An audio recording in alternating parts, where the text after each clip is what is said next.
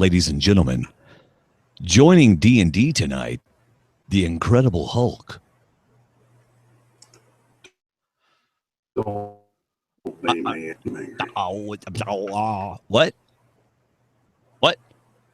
What? I said, don't make me angry. You wouldn't like me when I'm angry. Oh, boy. So you can't record your end of the conversation, can you? Quick time over here. You want to try quick time on your thing? And yeah.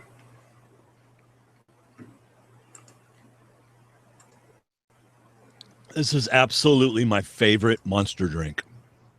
The White Energy Zero Ultra. Absolutely my favorite. I have no idea what flavor it is, but I love it. What are you drinking? Same thing? Sweet. It's my absolute favorite. Yeah, it's got the most unoffending taste, I think, of all the drinks. Oh, now see, I mean, there ain't there ain't nothing offensive about it. It just tastes great, in my estimation. And less filling, because it's got 0 calories, 0 sugar. Tastes great, less filling. We should do a commercial. Hello, Monster. All right, so you're recording on QuickTime, correct? Well, yeah, let me see if I can get one up. Let's see. New audio recording.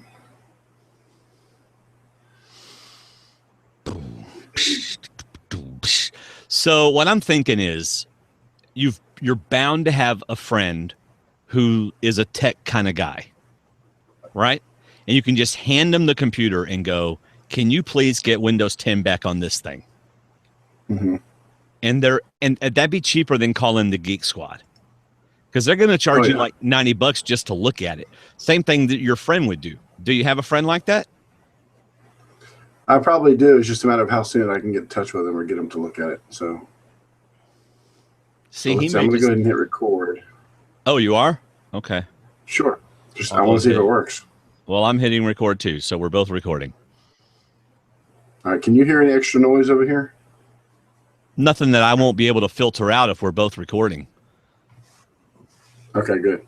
Good. It's recording. Awesome. Well, we got about 5 minutes.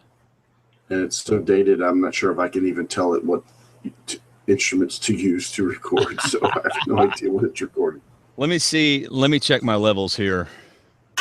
I'm a survivor. Yo, it's Varner from Survivor, the Australian. You know, it's crazy. I always have to use my original version of that. I can't use the Google Hangout version because I don't know what it is, but Google Hangouts just having ridiculous problems making the end result video look good. Tali and I took my computer where I boot into Yosemite. I have absolutely nothing extra logging on. I don't have Dropbox. I don't have anything logging on, right? The only thing that opens is, well, nothing. And I'm using Firefox for my Google Hangout. And instead of having Google Drive open somewhere else, I'm using PDFs of the Google Drive documents. I just open them. So I'm using Preview and Firefox. And I have a static IP address for this direct thing straight into Google Hangouts ports. Dude, I can't do anything else to help this. And I've got like 10 to 14 megabits per second upload, which is really good. They only require 2 or 3. So, I mean, I don't think there's anything else I can do. Am I lagging at all to you? No, you look great. Or anything? No, you look great. So you're lagging. So, yeah, any problems I have are on my end. I know because this computer's dated. Yeah, sometimes I could try the Mac, the laptop. No, you can't really. No. As the laptop goes.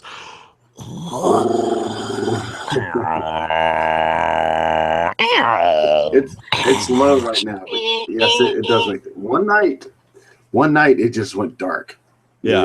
I'm thinking, and I sat there and I just bowed my head for a few minutes and thought, well, I guess everything on there is gone. Yeah. It's just over. And then about a week later, I said, you know what? Let me just plug in the cord and see if it wants to charge. Hey, it's charging. It's coming.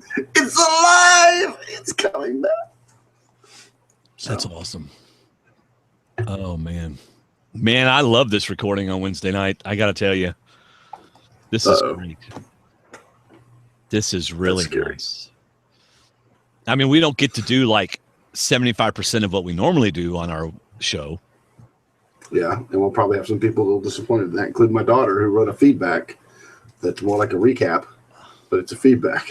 We don't have any feedback to the show. I know. I told her, I said, we don't have any feedback. We ain't doing no feedback tonight, girl. Even if you are the co-host's daughter.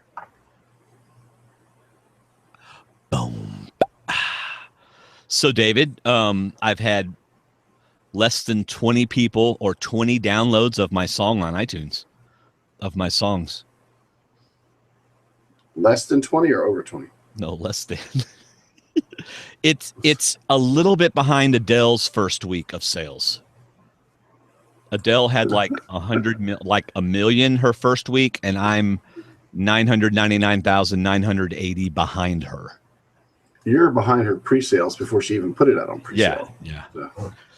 But like today I was at the Apple store and the girl was like, really, you're a worship pastor? Cool. And I said, yeah, and I have some songs that I wrote for my church. And she goes, really?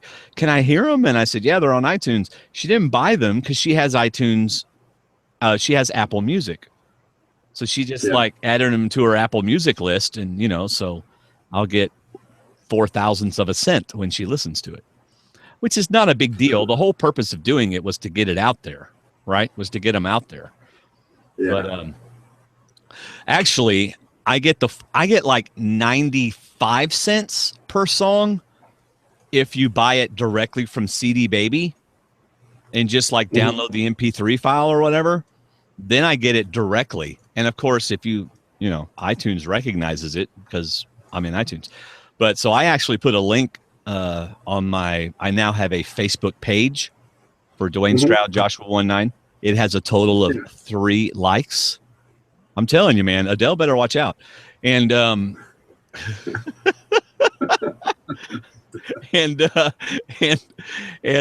I put a link on there for you can buy it directly from CD Baby. And, you know, then you get your choice of WAV file, MP3, or FLAC. And I have no idea what FLAC is. But I've 3 people have bought it that way. So whenever you mispronounce someone's name, I give you flack. That's right. That's right. So, David, my best friend in the world, have you purchased the 2 songs that I wrote? Why are we going there? You haven't. See, that's the whole thing. Because you sent me links to it. Why do I need to those weren't the final versions. See, I knew it. I should have never sent you the raw files because then you're not going to buy them. You're not going to support your best friend in the world. You know, so like I post on like Facebook, hey, check out my new EP. That do I have to buy the instrumental, you know, like too? 80 people like it, but 2 of them actually buy it. Do what? Do what? Do I have to buy the instrumentals too? No, you're such a jerk, but I love you anyway. Why would I buy it? You gave me the raw files. Why would I listen to the podcast? I was there. Yeah, it ain't the same. You're supposed to be supporting your best friend. FLAC. Listen, I actually know what FLAC is. FLAC is you the $2 and give you the whole $1. No, just. Oh, you want me to review the songs too? I'll do that. I'll review them. Definitely write me a review on iTunes. That'd be awesome. FLAC is free lossless audio codec. It's an audio coding format for lossless compression of digital audio. All right. Are you ready to start? It sounded like a technological burp. Yes. All right, David. Here we go. I'm a survivor. Yo, it's Varner from Survivor, the Australian Outback in Cambodia. Second chance. You don't have to dig. No climbing, no lying to anybody. You have found Survivor's hidden idol on the internet. And you didn't even need a clue, because they ain't got one. It's Survivor Talk with D&D. Dwayne and David. Take it away. So if you feel me, put your hands in the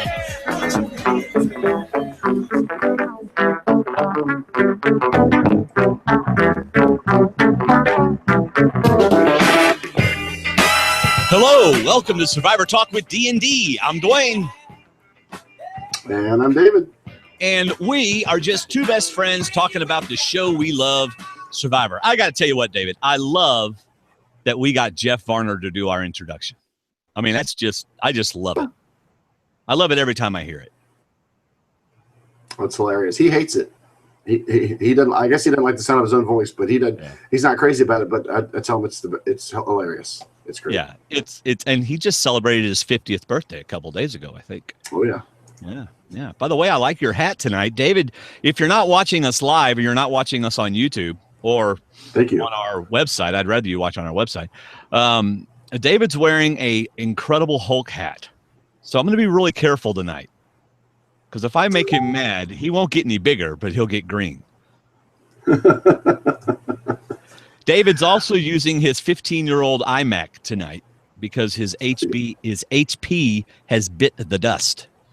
Yes. So we are probably going to mail your XP. Look, if you can't find someone local to work on your HP computer, stick it in a box, mail it to me, and I'll let Tolly fix it. Tolly will fix it. Tolly's awesome. Tolly's in Decatur, lives close to me. We're going to go get wings next week. But Tolly has helped me with my technical stuff. And so there you go. Tolly, if no one else will help, Tolly will help. Tolly's in our chat room, so I'm sure Tolly will say, heck yeah, I'll help. And man, Tolly's hilarious too, David. When I was talking to Tolly, he's like you and me. If you and me and Tolly went out for lunch, the whole restaurant would be like, would that table over there please shut up? I promise you. So. Because we've met people that we would have never met had we not done a podcast. And we have some of the most helpful and supportive friends that we would have never met. Oh my gosh. Yeah. We're very blessed, and we appreciate you guys so much. Yeah. I'm not even going to try to start naming them, but I mean, cause some names come to my head, but I don't want to get in trouble for not naming them. So I name them as they help. For example, Shayna, she helps every week, so I can name her and not be in trouble. Shayna just gives so much to the show. Okay. Anyway, tonight it's going to be a shorter night because it's Wednesday night for us. We're recording right after we watched it. I did get to take notes while I watched it, which was pretty cool. David, I got to tell you, man, I like this Wednesday night thing. I like it because tomorrow night, yeah, it's late for you because tomorrow night I'm going to a sports banquet. As you can see, I'm excited. Yes, very much so. All right. Tonight we're going to recap and discuss. There you go. Some are watching live on our website. As I've already said, you can watch stwdd.com/live or just go to our website, stwdd.com anyway, and there's lots of stuff. We have bloggers. We have episodes there. We have movie talk episodes that are fun to go listen to. And, of course, a Patreon link and Amazon link right there on the front page. So do that. Also, there's a link to my new EP, in case you didn't know. I wrote a couple songs and put them on iTunes. And my best friend, David, hasn't bought any because why? Because I gave him the raw files a couple days ahead of time. This is the first I'm hearing of this. You wrote songs? Yeah, I don't know what happened. It just kind of happened. I actually wrote 3. I just haven't put the 3rd one out. This is going to be almost kind of struggling for me because you're lagging to me. Your voice is fine, but the video's lagging, and all of that is on my end. It's my problem. Yeah, not anything you're putting out. Just turn off the video or something. Can I? I don't know. Oh, not mine. Just turn off yours. Hey, you're saying. Yeah, go up to your settings though, and instead of putting it on auto HD, go ahead and not your settings, but your video quality. Go ahead and put it like on medium or whatever, just so it's not trying to do audio HD, and that'll probably help lower your quality of your video. So and that'll help you a lot. Hang around the end of the show, and I'll tell you how you can support the show through Amazon and becoming a D&D patron through patreon.com. In fact, it's that time of the month. Now's a great time of the month to become a patron. It's not expensive, and it really helps us out a lot. So if you want a Survivor buff, Buff USA has them. Use our link and a promo code to save 10% on the buffs. That's how we get them. So now let's get to episode 11. It's a me game, not a we game. Where is it? There it is.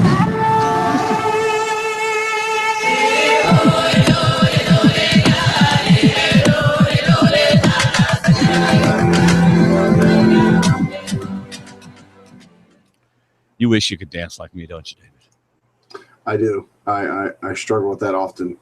You know, it's one of those things in life that just make me stand out above the rest is my dancing abilities. That's not what makes you stand out. It's how you dance. But it's funny because I shrunk my picture even in the hopes that tiny gesture would make the video more better. Get that like that? And it did, better. But as I did, you're dancing. So that's what I had to look at in actual motion was you dancing while I was doing it. Yeah, nice. Oh, hang on. It wants to do a quick scan. No. Tell your computer to shut up. No quick scanning while you're podcasting. This is so old we call it Big Mac, as in the burger it was probably made before. So. Yeah. All right, so I have like 3 initial thoughts, David. Do you have any, or do you want me to go first? I have one. All right. Well, let's let you go first then, since you don't have as much as I do.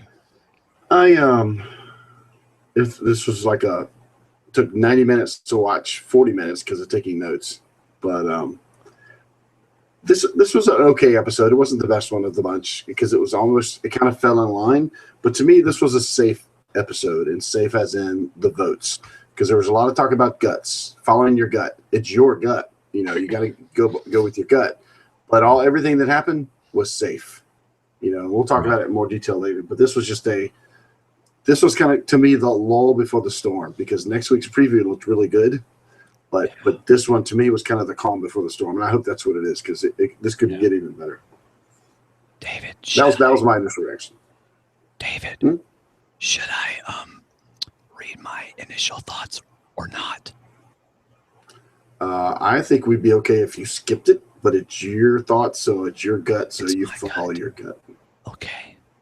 It is your gut. Yes, you are responsible for your gut. Well, unlike Ty, I am going to read my initial thoughts. If I win the reward, I get the window seat. Just saying. I mean, you notice who was in the middle. Not the one who won it. The 2 that won it are on the outside. Sorry, that's what I meant. Yes. Anyway. And Jason, man, one day, Jason's a prime example of, by the way, I really enjoyed Jason tonight. I thought he did very well given his position. All right. But Jason is a prime example how in Survivor you can be on top of the world, even talking smack to people one day, and the very next day, within an hour, within 15 minutes, you're at the bottom hoping to find a crack, hoping to find a way to get back into the game. It just shows you how quickly the game can move. So, but really, very impressed with how Jason played tonight. So, last thing I have is, David, once upon a time, there were 10 monkeys. 11 squirrels made an alliance with 8 crabs to take the monkeys out. This is how I would have memorized the numbers and the symbols. I would have made a story. And I probably had the numbers wrong because I did it afterwards. So I'm sure I'm going to get corrected.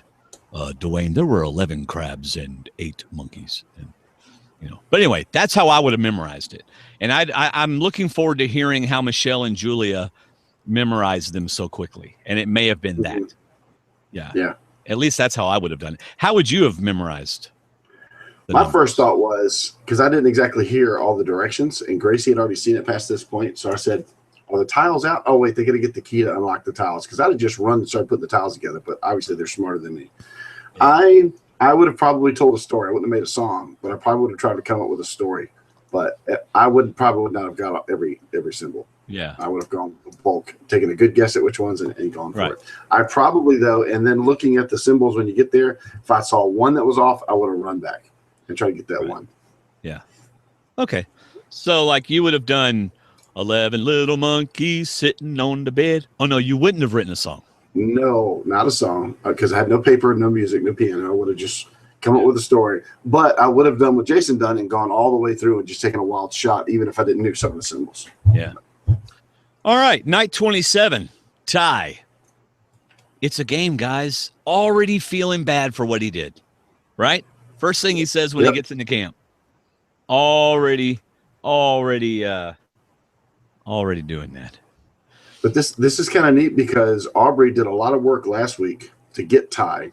Now she has to continue to to pander to Ty and to work with Ty. And what does she say? She is so happy for Ty. I'm so happy for you, Dwayne, that you gave your initial thoughts, because it just you're going to be so happy that you did that. So just more great play from Aubrey. You know, keeping Ty happy and reminding him that we did, because sometimes I guess it feels like after you work so hard for like 2 to 3 days, then you vote at tribal council. It's kind of like, now what?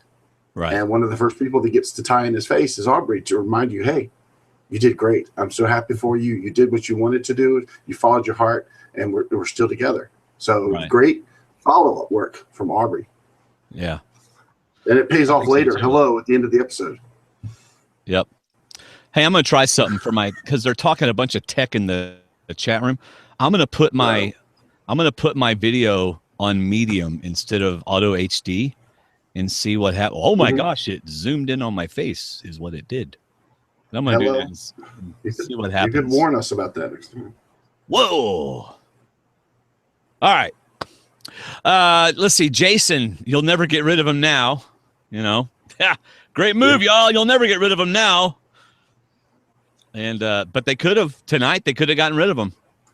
You know, absolutely. But you're right. Your initial thought was right. Jason played this episode very well. So to all you haters that say, you know, Scott would have been a different person if Jason hadn't been there. Well, now Scott's gone, and Jason's a different person. He didn't lose his temper. He didn't show revenge. He didn't show anger. He kept it inside. He showed it in his confessionals, but he played Ty right. He goes, dude, I got you. It's a game. It's a game. Yeah. You know, and I understand, and you know, it is what it is. So, but right there at the beginning, he called it a beautiful move, you know, and then when it was just him and Julia, it's kind of like, you know, that's a person he's trusting right now is Julia, because Julia is kind of off too now since she made that move. But and then he kind of goes back to his roots. Why not go back to the first person, Sydney? You know, and says, hey, I'm up for doing something nutty. And from this point on, the plan is, we're here, use us. If you want to make a move, use us. Right. And to me, this would have been the episode to do it at Final 7. This is where you make your big move for your resume for your final tribal. And I think somebody missed out. I don't know if it was Michelle or Sydney or Aubrey, but Aubrey didn't have the choice. It was Sydney and Michelle. And I think somebody's going to regret not making a move at this point. I think this was going to be a regret episode for some people. All right. Sorry, I've been working on my camera, and apparently it has made a huge improvement. So anyway, the only problem I hate with this, and I realize if you're listening on audio, you don't care, but it makes our overlays all pixelated and yucky looking. But anyway, I'd rather it be in sync. So here we go. All right. So I want to go back to talking about the first couple scenes. Yes, I like that we the frustration from Julia. We actually got to see her frustrated. Yes. She lost a little of her composure, and she's instead of just coming back saying, hey guys, just tell me next time, I'm in. You know, like Michelle did on the reward challenge. I just want to work with you guys. I'm sorry you didn't trust me, you didn't want to use me, but I'm all in. Just tell me instead of no. I'm frustrated. I'll admit I'm frustrated. I wasn't part of this. So and the rest are kind of like, well, that's why we didn't tell you, because we knew you'd react this way. So that's right. You know, we got a lot more night 27 than we normally get, because there was a lot more going on. I've got almost 2/3 of a page of notes from night 27 because Ty wants to tell Julia. He wants to talk to people. He wants to share. He wants to tell. Do you want to know why I did this? She's like, no. No, I really don't. No, I'm pretty ticked off. Yes, exactly. I'm still frustrated, Ty. But never turn down the opportunity to listen to somebody. Yeah, I agree. You're out there for days, for hours. Never turn down the chance to listen. Yep. Well, go ahead, man. If you got so many notes, go ahead and talk about them. This episode moved really well. It was edited well. Michelle talks about her, Julie, and Jason being on the bottom. So it's obvious that the week is how it turned out, you know, whereas Michelle and Julie completely feel out. In fact, we did not see Michelle get frustrated, but Julia says, I'm frustrated like Michelle. So we didn't see Michelle say that she was frustrated. Right. We just saw Julia. Right. We're pointing towards her end. And then the alliance of 4 is pretty set according to Aubrey. And if Jason loses, he's gone, which I said, oh, good, maybe he wins. But so, you know, there's the first serve. If Jason loses, he's gone. Yeah. All right. So one thing I got was Ty, Sydney, Aubrey, and Joe are sitting around going, we're guaranteed 4. And I thought there's 7 people in the game. Yeah, I don't see it being that easy. They're not going to be a guaranteed 4. So, all right. So day 28, Ty, again, Ty feeling bad about his betrayal. And the thing I noticed about Ty, the whole episode, is he's wanting to tell everybody why he did it. You know? He's like, well, you know, Scott, and he even tells Jason. I mean, he walks up to Jason. He wants to talk to Jason. And he's like, you know, you and Scott were such a power group, and y'all, and I don't know if you were going to keep me or not. The point was, y'all were controlling my game, and I want to control my game. Right? So that's what Ty is saying. Do you have anything about what Ty was saying before I get to Jason's response? Or you can go ahead and go to Jason's response. No, he said this was his first big betrayal. Jason later said he flipped twice. Who was the first one he flipped on? Did he flip on a group before the merge, or I couldn't remember? Man, I don't remember. I mean, But Ty considers this his first big mean move. You know, he didn't like the way they were acting, but he did a big betrayal, and he feels bad. But like just everything you just said. You know, he was worried about being cut loose, and I think Jason's a little flabbergasted. But Jason, I think what you're getting ready to talk about, he was very composed, and he listened more than Julia did. Jason listened. Right. And Jason talks about it later in his confessional. You know, I can't let them see how much it made me angry. Right. And he did that so well with Ty. I mean, I would have loved to have seen the whole conversation, because, I mean, he just really, he's like, he's not getting emotional with Ty. He's not getting upset with Ty. He's like, man, I understand why you did it. And he even makes a good comment, you know, just not everybody that makes all the right decisions always wins, putting a little bit of doubt in Ty's mind. Right. And, of course, all he wants is revenge, but he's playing a little, you know, he's been humbled. For all of you people that think Jason needed to be humbled, well, he got humbled. All right. And now see how he's reacting to it. He's handling it well. He's not crying like a baby. Absolutely. He's not pulling a Brandon Hance and getting all mad at everybody and all kinds of stuff like that. It's a game, and he's playing it, you know? And did he say to everybody else he sure flips a lot, or did he say that to the camera? I don't remember. He said that at Tribal. I believe he said that at Tribal. But I guess the first time he flipped. Right here, because I have it written right here. Okay. The first time he flipped was on Anna.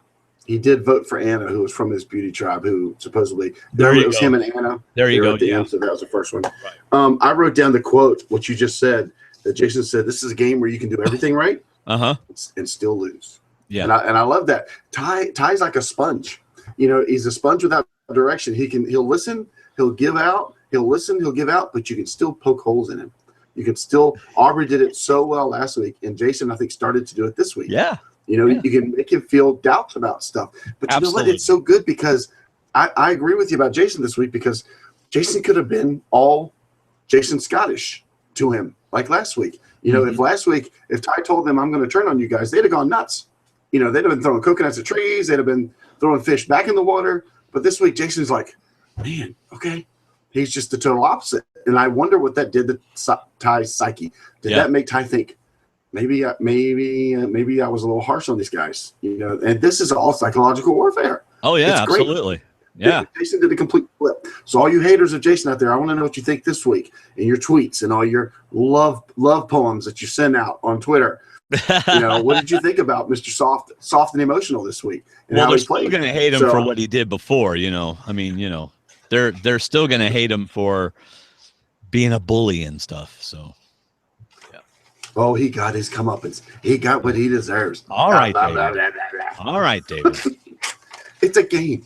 It's a game. Even Ty said it's just a game. It's because of the game. Even Ty said it. You know, one thing I liked, I thought this was great. They do a close-up on Jason, and he says to himself, "Where can I get in?" And then it ends. You know, that's a great cliffhanger. That's a great line. I was hoping that's where it would end, because that's so cool. And now that you mentioned, I turned the page on my notes and I wrote the same thing. Flips a lot for a guy with a big heart, and I think that was a confessional. Yeah. I wrote the same note. All right, let's get to the reward challenge. They're playing for a chopper ride with a picnic on an island, which, of course, sounds amazing. I mean, let's just be honest. I want to go on a chopper ride, and I want to go on a picnic. With wine? Sure. But I'll drink the water, but sure. Apparently what was more important than the wine was the coleslaw, if you saw Aubrey's face. Yeah. So. Coleslaw! That would be my wife, you know. She measures a restaurant by the quality of its coleslaw, if they have coleslaw. Yeah. So what I want to know is, did we not see where Joe looked around and saw there was an odd number, heard there was going to be pairs, and did he volunteer to sit out? So no. I guess we know. Well, even if he did, they drew rocks, so they didn't. Yes. He didn't get to do that. So they're tethered in pairs, a random draw. You got Joe and Ty, poor Ty. You have Julia and Aubrey, which I thought was a good match. I thought these were three well teamed up teams, except Ty and Jason would have done better than Joe and Ty. So you're thinking for the challenge, they're well teamed up. I'm thinking for the game, they're well teamed up because you've split alliances. You've got mixed alliances in each group. Yeah, which is going to make the inevitable, who would you like to go on the reward with you, even more interesting. See, that's why I think it would have been better to see Jason. Well, you said for the challenge, Jason would have been better than Joe, but for the game, Jason would have been better for Joe because just give Jason more time with Ty. Mm-hmm. And then who do they pick to go with them? Do they pick Julia or do they try to break into another group? Yeah. You know, because it would be too obvious if they pick Julia. So, right. But then as the challenge is going on, you know, Mr. Competitive in me, once they get to the ring toss, I start looking. No, they can't win. No, they can't win. Oh my gosh, I'm relying on Joe and Ty to win this challenge to get me any points out of this challenge. Wayne's got a 2 out of 3 shot to get points, and I've got 1 in 3, and I've got and Joe starts tossing. He's tossing. Y'all, I gotta tell you, this just proves how much more competitive David is than I am. Because I honestly don't even remember who's on my Triple D Brigade team unless I look. And David knows, and David's watching the whole show thinking about, it's like he plays fantasy football and he's watching football games wondering how many points he's going to get. I honestly don't even remember until after the show airs. And so, you know, if he and I are competing, he can't help but be competitive. But now that's why I don't play fantasy football anymore because I can't watch football the right way. So I haven't played that in like 10 years. Right.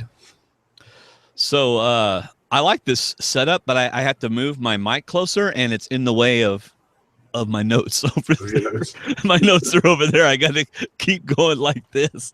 Anyway, they all end up at the ring toss at the same time. There was some going back and forth, but they end up at the ring toss at the same time. And Sydney, man, she had this nailed right. I think Aubrey and Julia were throwing the rings so that like they were like this, you know, and Sydney was doing it so they would have more of the ring to land. Yeah, and they ended up winning because of it. So good job. Yeah, Joe was tossing horseshoes, so that was the right way too. Yeah. But for the game and for the continuation of the game, I think the right pair won because Julia was not going to make headway with Aubrey. You know, and Joe and Ty going on this reward, they probably wouldn't have shown the reward. So yeah, really. Michelle and Joe would have went and slept in a hammock. I'm sorry, Aubrey said I'm not allowed to talk to you, Ty. I'm not allowed. I know we're on the same alliance, but I'm not allowed to talk. But and maybe they would have picked Jason and taken Jason along. Ty would have felt bad and picked Jason. But but Michelle, that's right. Because Jason just would have done the sad face. And I want to make things right. That's right. But Michelle and Sydney was, to me, the most interesting pair to go because Michelle was on the out. Sydney was definitely in. And this brought up the opportunity for Sydney to possibly play the new double agent to work both sides, which she kind of fed on through the whole episode.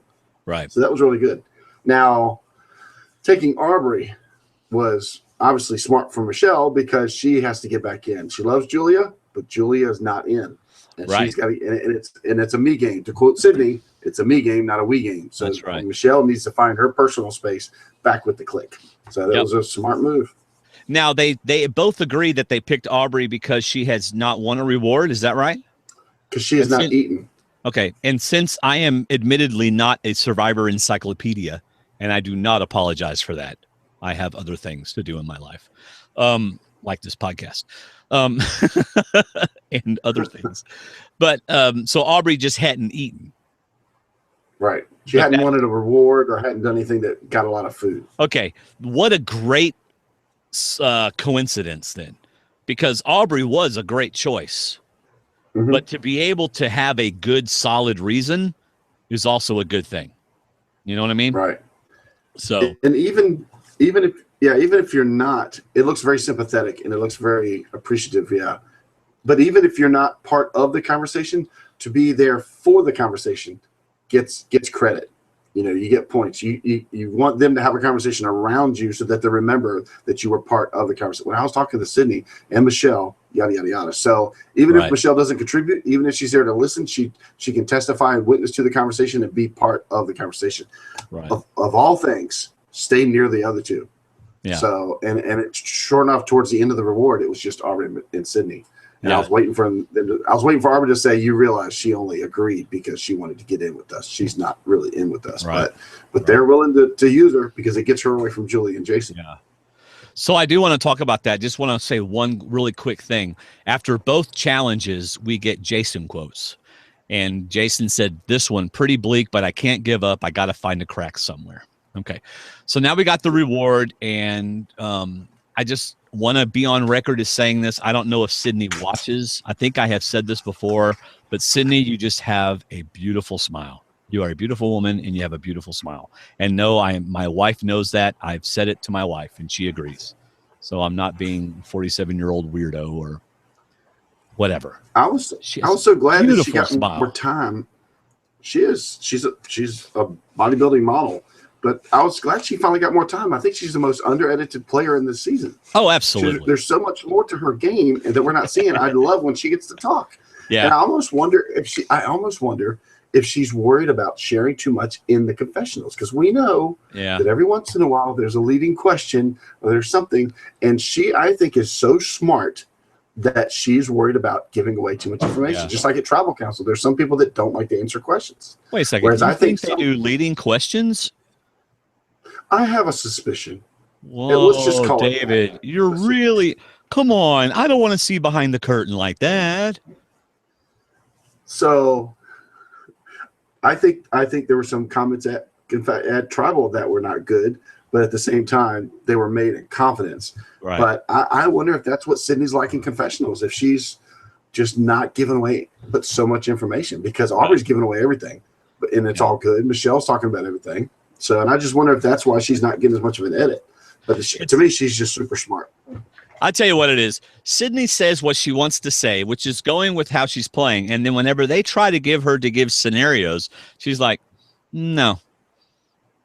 And so they don't have anything to show, because if they showed it, it would broadcast the whole rest of the season for us. So they're not showing it. Works like maybe. I don't know. All right. Sure, so what's this, David? That is the I'm about to eat chicken dance. Yeah, that's what that is, buddy. That's the chicken dance. Even with lag, I could see what you're doing. Yeah. Of course, Aubrey was like, I ain't doing no chicken dance. Anyway, Michelle talks. Yeah, Michelle talks about social game. I must get them to trust me. There is a lot of trust talk. It's like CBS took and edited and got every single time the word trust was brought in and made sure that we heard it. Right? Yeah. So we got that. And then Aubrey, in a confessional, mind you, said, I trust her. Of course, we don't know what they asked her. Like, if you and Michelle were eating cupcakes, would you trust her to eat hers well? Yeah, I trust her. So who knows what they asked her. Right. But I like it. Now, if I'm Michelle, I don't leave Aubrey and Sydney by themselves. Mm-hmm. I don't care if I got to go to the bathroom so badly I'm dying. I take one of them with me and just don't tell them what I'm doing. But I don't want to leave them alone. Right? Hello? Right. Okay. Absolutely. But here we get a little about that. Make sure. Yeah. Yeah. Here we get a little bit of cannot go to final three with Ty. Now, this whole episode was setting us up. Both sides were talking about getting rid of Ty. obviously they showed us this to get us to think Ty may go home. But anyway, I think between that and the Jason last end of the segment confessionals, we always get the person that could be leaving at the end of the segment. Tolly had a good comment in the chat room about the leading questions. Producer to a survivor, do you think it's possible you're getting blindsided tonight? Smart survivor would say, who is blindsiding me? But most survivors say, no chance I'm getting blindsided. Well, a little bit of a chance. Hey, you're going to give credit to who said that? I said Tolly. Oh, yeah. Tolly said it in the chat room. I'm sorry. I didn't hear you say that. Yeah, I agree, Tolly. I agree. This worked out great for Michelle because had it been Julia and Sydney, Sydney doesn't trust Julia. Aubrey knows what Julia's doing. Michelle was the perfect person to get back in this group. So, I mean, it couldn't have worked out better for her. That's luck. Sorry, but there is luck in Survivor. And Michelle not drawing Jason's rock was luck. Getting with Sydney was luck. So there's nothing to a rock draw that's skill. Yep. It seems like Sydney and Aubrey are working well. I just kind of get a vibe that Sydney and Aubrey work well together. And while I was thinking that, my wife even said it while I was thinking it. But what I got out of Sydney and Aubrey, and I wrote about this in my rankings, one of them has to turn on the other one. You don't take the other people. Kim Spradlin loved Chelsea and Sabrina, but she knew she could take them to the final tribal. Right. There were other players she could not trouble. Right. And the three on reward cannot go to tribal together and one person win by a large number. I think these three would split votes. I think Sydney will get more votes than some people would suspect. I think Aubrey's been playing a great game. Not everybody on jury gets to see her confessionals, but she's been playing a smart game. And Michelle, to be at the final, would be playing a great game. These three cannot go to the final tribal together. And we hear more about it at tribal. But these three, to me, are going to be the big battle of the final episodes. Right. All right, so we're back at camp, and of course, Julia and Jason are talking, and they want Ty out also, and so they decide to talk to Sydney, and then Sydney comes back, and they're talking about getting rid of Ty. Of course, this is CBS setting us up for the possible Michelle and Sydney siding together and getting out Ty. And this is where we get the. I love where they're talking, and we have to win immunity. We can't stop fighting, and then Jason's like, there has to be a way in, and then cut to Ty popping out of the water. Yeah, I'm thinking, do they work with Ty or do they go after Ty? But smartly, I think Jason brings up the idea that there's a guy with a lot of power that you want to get rid of when he's least expecting it. Right. So because my other thought was go to Aubrey, Jason, go to Aubrey, full respect in the game. Say, look, I know I'm not long for this game. I know I'm not in your final plans, but I want to offer you something. I want to offer you my vote on the jury if you let me stay longer than Ty. Vote Ty out first and let me stay longer than him. I guarantee you my vote on the jury. Yeah. I just wonder. I don't think she'd buy it because he's a threat to win challenges. But to me, that was the other option. That was the only other option I could think of, was just to throw out a bargain for a jury vote. But I think what he did was great. He planted the seed. It didn't work in the end. They went with the safe vote, but he still planted a seed out there. Yeah. Hey, do you remember what you said in the D&D Extra? The D&D Extra video where we made our predictions for this episode? Do you remember what you said? Because I don't remember. About what? Like who was going home? I think I predicted Ty. I just threw Ty out there because he kept saying that. He said, I don't want to go home with it in my pocket. Yeah. And then he said, tonight, I'm not going to go home with it in my pocket. So, right. And I think I said, I have absolutely no idea what's going to happen. I do remember you saying that, yeah. Which, of course, makes the D&D Extra video so important because I didn't even do a driving prediction this week. Yeah. And Julia and Jason finished with, hey, use us. We're here. Use us while we're here, while it's still 7. Don't wait till it's too late when you don't have the numbers.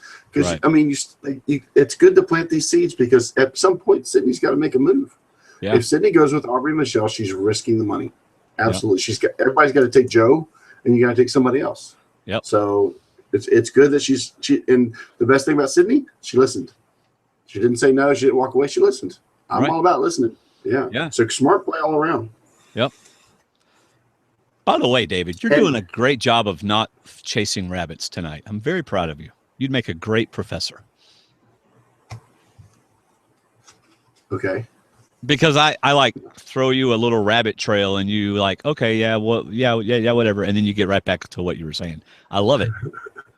You're like keeping me on track. Or you're going to text me later and you're going to text me later. No. Well, you wouldn't follow any of my leads tonight. No. It's good. No, it's good. So I also loved how, and for some people, and I think Sydney's smart enough to see this, but I love that Jason even throws out the plan. Say, look, you're not going to turn on one of your own. So let's throw our votes at tie. He plays his idol. If he plays the idol, one of us goes. If he doesn't, he goes, and your problem solved. So just lay out the whole plan for him. Just a nice, relaxed setting under the shelter. And like I said, I love the way they've played this week. Yeah.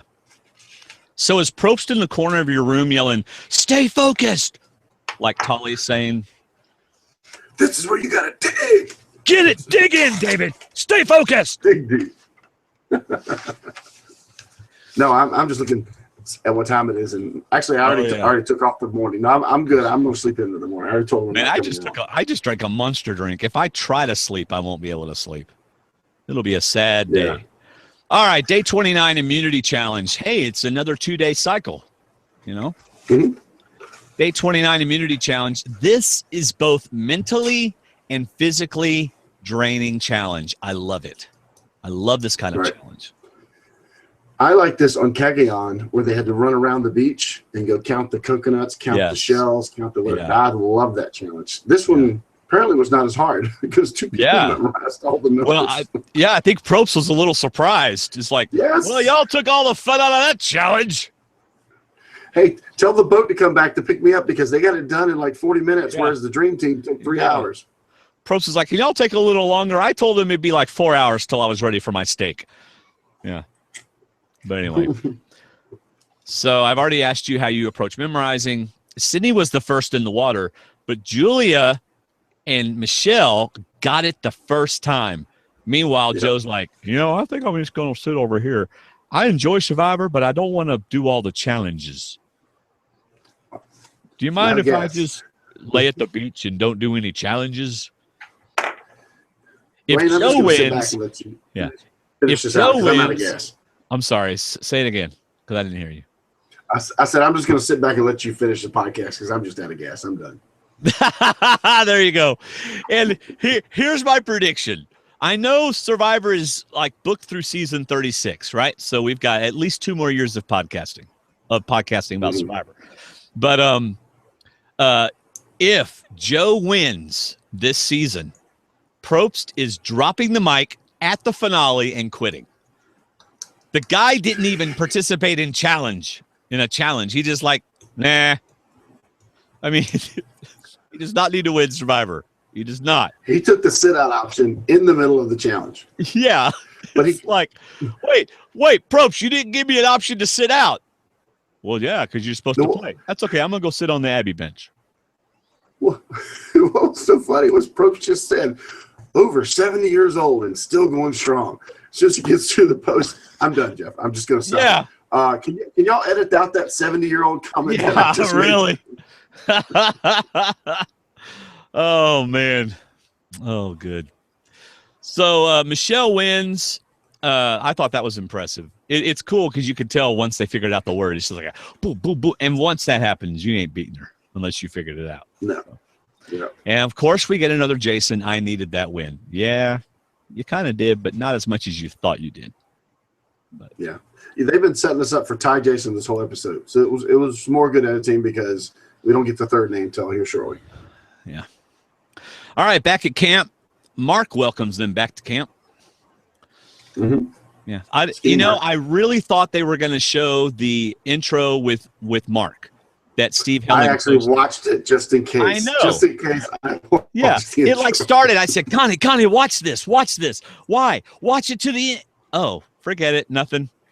I know. I watched it too. But Steve Helling of People Magazine posted on our Facebook group a link to a CBS edited Survivor intro that had Mark as one of the players. Mark the chicken.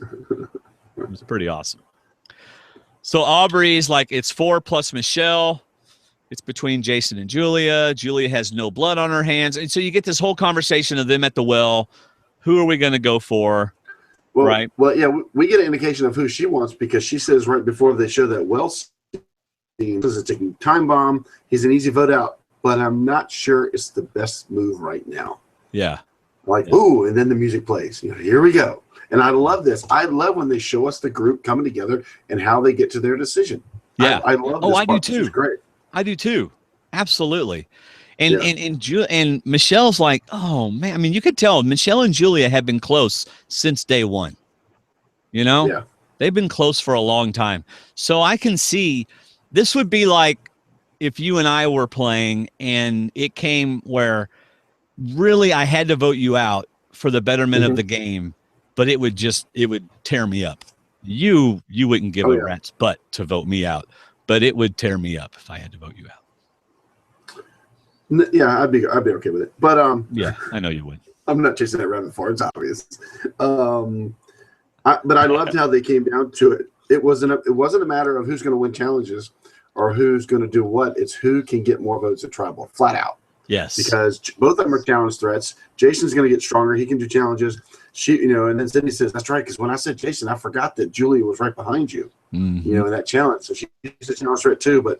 And then Aubrey says, like you said, Jason is polarizing. Not many votes, but Julia's got no blood on her hands. Yeah. She could probably sweet talk her way into votes at the end. So she's the one that's got to go. And like you said, Michelle just gets a pit in her stomach. Yeah. And her friend's going to be going. Yeah. And of course, Ty hears his name and automatically freaks out. So that was kind of a slip from Sydney because that put Sydney on Ty's radar, I think. Unless Sydney had already said, look, they're going for Ty. Right. If Sydney had told the group they're going for Ty, or Julia had told the group. No, Julia wouldn't have told. If Sydney told the group. I think Sydney did because she said, we're doing the Ty thing. As in, I'm not telling you what it is because you already know. Right. So I don't know that it was a slip. I think that she just assumed that Ty would understand. But Ty just hears his name and it's just like, right. like the chicken. He looks like he's nervous like Mark. Exactly. That's right. He's walking around like a chicken waiting to get eaten. That's right. So Michelle tells Julia, and Michelle is leaning, but then it shows us Michelle leaning towards Ty. Can they get Sydney to go with us? Then we get the whole, basically Sydney and Michelle have to decide which way they are going to go. Which is the typical edit of how CBS sets us up for a tribal council. Either one or two people have to decide which way they're going to go. And Ty gives a line that I wonder if it's going to come back where he says he's very uncomfortable with Michelle and Sydney. Those are the two names he picked out. Yeah. So it just happened to be those two that were doing the conversation. So he's definitely locked in with Aubrey, which we learn later is what I think people perceive as well. But, there's nothing much to Michelle and Julia talking in the water. And then Jason goes back to Sydney, and that's not going to come to fruition.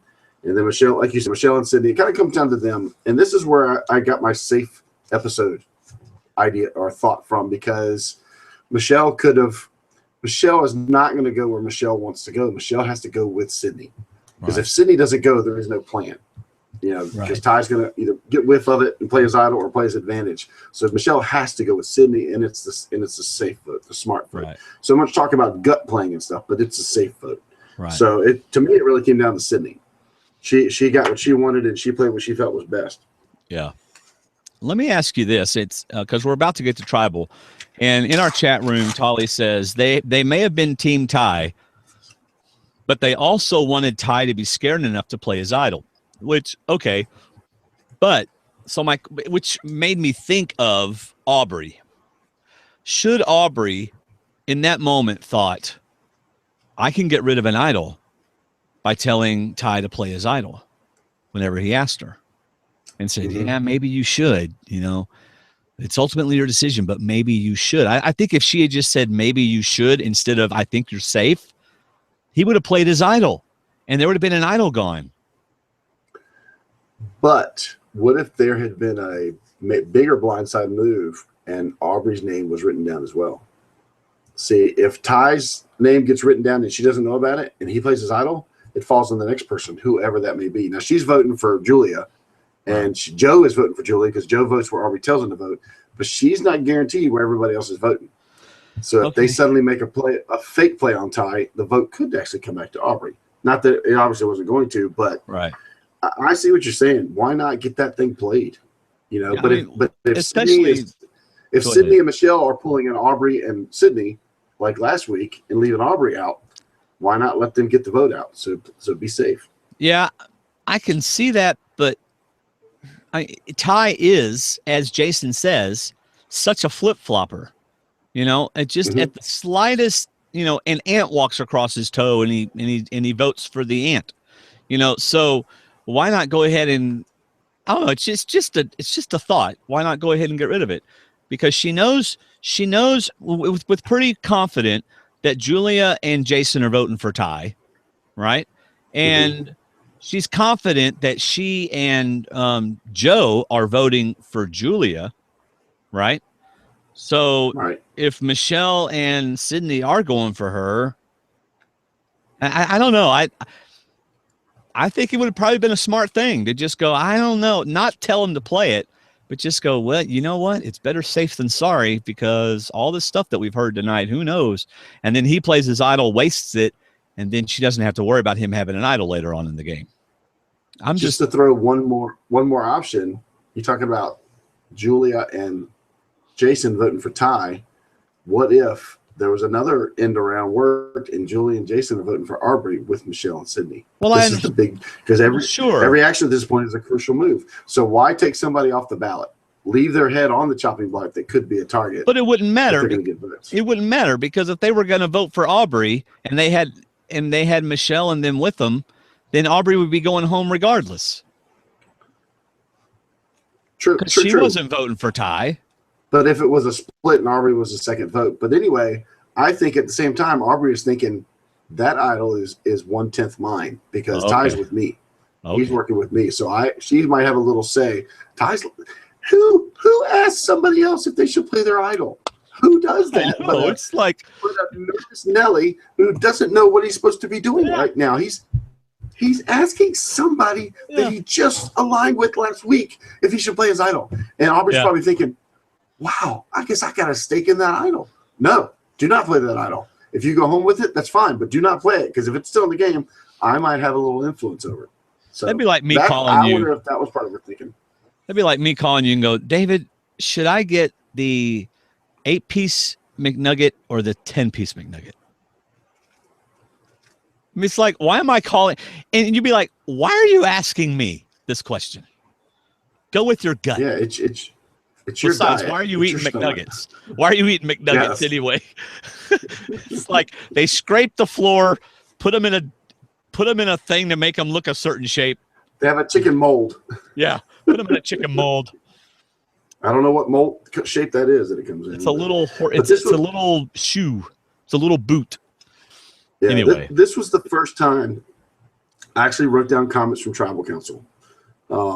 Every action now is crucial. I mean, this is Final 7. We're only a few hours from the finale. So, but you got to weigh all options. I love Jason's comment. Another great comment from Jason. Somebody in the Final 5 is number 5.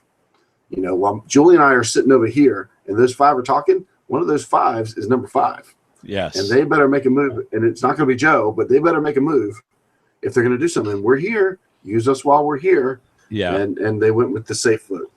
And then I love that they asked Julia, well, who's the 5 and is there? Yes. I'm not sure exactly what he said, but can you rank them or whatever? No, he said who are the bottom. He said who's at the bottom of the 5. Oh, that's right. That's right. And she said Sydney and Michelle, which surprised me. Yeah, I would have thought it would have been Michelle and Ty or something, but I love that she said Aubrey's just holding Joe's hand. Yeah, you know, she named everybody. Yeah, she named everybody. We didn't even cover during the reward back at camp where Jason said that Joe got orders to sit on the log and not move or talk to anybody until Aubrey came back. Yeah. Like a guard dog. Yeah. Bark if they get too close. That was great. But I loved Julie calling them out. You know, Aubrey, Joe, and Ty. Which surprising that she called Ty, but that also reinforces the idea that Ty is leaning on Aubrey big time. She pulled him in last week. He goes to her to play the idol. This week, That's tight knit. Yeah. And that only also reinforces what Scott and Jason said, that Aubrey's a real threat, a real big player. And to me, this is where Michelle and Sydney should have gone back to why Ty? Ty's got an idol. Why not go after Aubrey? So I don't know. It's got to be getting even better as we get further along. Somebody's going to turn on somebody. Aubrey, Michelle, and Sydney cannot trust each other to get to the final tribal. Yeah. I love what, again, I think Jason is showing the better player that he is that people didn't see before, because it was, because of the stuff he was doing. But, he makes valid points. Ty has flipped twice on strong alliances, right? So y'all think he got a strong alliance. Ty has already flipped twice on strong alliances. Why did he flip? Because two people were close. Me and Scott were close, so he flips. To a team where Aubrey and Joe are even closer. What makes you think he's not going to flip? These are valid points. And even if it's not going to make a difference right then, it's exactly what you're supposed to do. Put doubt in people's minds, right? And that's what he's doing, putting doubt in their minds. Very well played. After this episode, I'd like to see Jason get a little bit further, just because he handled this episode so well, or these 2 days. And 2 times by 2 different people who are on the outs. Jason mentioned that Joe was Aubrey told him to sit there until she got back. And then Julia says that Aubrey's leading Joe by the hand. Yeah. Sooner or later, Michelle and Sydney have to look at Aubrey and say, you're actually 2 votes. You're not 1 vote. You count as 2 votes because you have that guy in your pocket. Yeah. So that's as powerful as Ty. That's actually Ty has an idol. Yeah. Yeah, that's 2 votes. Joe's going to do what Aubrey tells him to do. Absolutely. That's good for Aubrey, but it could be bad for Aubrey too. They've got to see that at some point. Yep. And one of them, she's going to take Joe before she takes both Sydney and Michelle. See, Aubrey's ideal is to take Joe with her to the final, right? Yes. Joe and Jason. Joe and Jason to the final. Aubrey wins. Yep. Joe and Julia, she's a little afraid of Julia. Joe and Sydney, a little afraid of Sydney. Joe and Michelle, a little better, but still a little afraid of Michelle. I mean, Aubrey, so who does she take? She takes Jason. So she doesn't want to vote out Jason either. I don't think she gets a clean sweep with Jason. No, I don't think so either. Yeah. It's especially go ahead. Go ahead. Especially because he's on the bottom. Once Scott left, final 7, he's on the bottom until he gets to final 3. Right, exactly. So that would garner somebody's attention. Yeah, he's got a comeback thing then, So, especially if he wins some challenges. Yeah. So who does Jason need to sit with? Who does Jason need to sit with to win? I think his only chance is with Joe and Ty. And he would have to show that Ty had no control over the final 2 or 3 votes. Right. That he was outside the loop, that was Jason running the game at that point. Yeah. I mean, Jason is polarizing. He's done that, but he was close to Nick. We don't know what he was like to Neil. Neil probably didn't like him as much. Debbie, I don't think cared for him, but I think Debbie said she would vote for him because of the kids. Yeah. Because of his daughter. Scott would vote for him. Yeah. So there's Scott possibly 3 votes right there with Scott and Debbie. Yeah. And then if Jason blindsides Aubrey, I can't see Aubrey voting for Joe if he's there without Aubrey. So I think Jason would have his only shot would be with Ty and Joe. See, I think Aubrey would vote for gameplay, and I don't think she's going to give Joe any credit for any gameplay. Yeah. Right? Absolutely. I don't see me voting for Ty to win based on the edit I've seen. Yeah, we've talked about that almost every week, that he's getting such a positive edit, but he keeps getting pointed out here lately of inconsistencies and flipping and not knowing the game very well by some of his actions. Yeah. Super nice guy, nicest guy in the world, would do anything for you, but that doesn't necessarily win you Survivor. Yeah. How many times have they had to edit out Ty at Tribal Council saying, well, the producers told me to tell, and they go, no, Ty, you can't say the producers told me. Just say it without that in front of it. Okay. Well, the producers and I, no, Ty. These 30 people, I'm not even kidding. These 30 people are not here. Yeah. I'm not even kidding, though. I really think Ty has probably said something like that. In fact, tonight, I thought he was just going to give away what his advantage is. I did too. I know. I thought that was coming out when he was speaking. Because I have an idol and my advantage, which is to have an extra vote. Oh, I thought everybody knew that. I'm not kidding. I was listening for the same thing. I have my idol and I have my extra advantage. Yes, that's what it is. Yes. You know, did he say extra advantage? I'm not sure, but I almost think that he did because I thought he was going to say it, but then the word advantage came out. So we're watching tonight, and my wife goes, "So what's so Mark the chicken just walks around and eats their food?" I'm like, "Yeah, that's they don't pretty even much tie him up anymore. No, he just sits around and eats their food. He's like a pet. Yes, he's like a cat that won't go away that you keep feeding." Yeah. I got some more tribal council notes. Mark the magic chicken. There's your song. There's your parody right there. Live parody in the camp.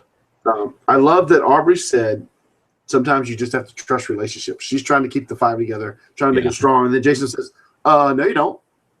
We have relationships, and Ty turned on them. Yeah. If that was the right move, then no, you don't trust relationships. Yeah. You know? And that's when he pointed out what you said about he left this one group to go to another strong duo. And then Michelle makes comments that, to me, should have pricked a few ears, as in you have to make moves that be remembered, that you have to have something to say at the end of this game. You got to have something for your resume. Right. I wrote down a word that I can't read. And I don't know what that means. That intuition. Yeah. But, yeah. And then he asked Michelle if you're open to a big move. Then he asked Sydney if you're open to a big move. Right. And to me, it would have given it away. But if I'm Michelle, I say, you know what? Everybody thinks about a big move, but I got to go with what's best for me and what's safest. You know, that's what I'm thinking. And that keeps Aubrey at ease. It keeps Ty at ease, so to speak, because, yeah, it would have been great for Ty to play his idol, but I think Aubrey wants him to keep his idol. Because, I mean, when did Ty become number 3? I guess it was last week, like Julia pointed out. It's Aubrey, Joe, and Ty. And that's got to say something to Michelle and Sydney. They've got to wake up to that. Well, just because Julia says it doesn't mean it's true. I don't think that's the case. Because Aubrey doesn't want to sit by Ty at the end, does she? Hasn't she said that? I think they said it as a group. Oh. Okay. Only to get – they talked about it at the reward. I think that Ty is the next big move to get rid of Ty. And, of course, we get the Ty. Are you comfortable? No, not at all. Yeah. I'm not comfortable. I'm thinking, oh, he's going to play his idol. I'm really not comfortable. Not at all. There was a lot of how will the jury see us talk tonight. Yes. In the tribal council, you know, and a lot of people saying what they think how they think the jury will vote. You know, they're going to vote for gameplay, you know, so we've got to be seen making a move because they're going to vote for that. Right. Right. And absolutely, because there's smart people in the jury and they want to see smart play. They would not vote for Joe. Joe, I can't see getting one vote in final tribal if he gets there. Okay, Tolly says Sydney was the one who said, "Don't no one want to sit by no dang Ty." But who did she say that to? She said I think it was at the reward. Yeah, she said it to Aubrey. She said it to Aubrey. Which, of course, you always want to say vote out people that are not yourself. Right. But so what that says, if she's saying that, you know, they're at camp all the time. They're with him all the time. So he may be a sure win if he gets there. You know, he may be. And if he's in final 3, then they don't want to show us Ty would be a sure win. So they're not going to give it that completely away. You see what I'm saying? Yeah. Yeah, because see, at the beginning, we were thinking that he was a shoo-in to get votes if he makes the final 3. Right. Now, I think he's more like Woo, where he's not going to get many votes if he makes the final 3. Right. All right. Sydney says the same thing about intuition. Of course, they did that just so we get some Ty looking uncomfortable, just to try to throw us off of where they were going to go. Ty does not play his idol. Julia goes home. Michelle and Sydney stayed with the alliance. All in all, not the most exciting episode, but I still, you know, I enjoyed it a lot. I enjoyed the episode a lot. Oh, really good play. I loved it. The challenges to me were kind of forgettable in a sense. I like the immunity challenge with them. I always like puzzles. I always like memorization stuff, much more than endurance. But to me, getting to the end, it didn't fall flat, but it was more like it wasn't Michelle's decision. I want to ask you, did Michelle make the right decision? But to me, it was the right decision because I don't think Sydney was budging. I wonder. I mean, I wonder how much if it was a 50-50 decision, or if Sydney said no, we need to stick with Julia going. Yeah. You know, and it might have been Aubrey may have said, hey, if you talk to Michelle privately, make sure Julia is the one that goes, because we got to get rid of Michelle's partner, because Michelle could be next. Yeah. You know, get rid of her, get rid of Michelle, then that keeps Sydney and Joe, and then you get Ty and Jason. And if they want to take Jason to the end, it could be Sydney, Aubrey, and taking Jason. And that could be what Aubrey's pitching to Sydney. Me, you, and Jason. Then you and I, we just go head to head. We forget Jason, we just go head, or Joe. Me, you, and Joe. We go head to head and fight at the end. But at some point, one of them's gonna wake up and say, I'm not sure I'm gonna get enough votes against her. And they've got to turn on each other. At some point, they got to turn. Yeah. All right. There you go. So power rankings. Where did you have Julia? Did you remember? Do I need to go to the website? I had Julia like number 7. I'm going right now. Okay. And I'm looking. I had Julia pretty low. I had Ty at 8 because I really thought they were going to pull off the blind side of him. That's right. I think Colton had her kind of high. Do you want me to go look, or are you looking right now? I'm pulling up right now. Okay. Let's see. He was up by, I want to say 22 points. Let's see. No, he was only up by 19. Oh, after last week, he was only up by 19. Oh, you're right. So he had Julia as number 6.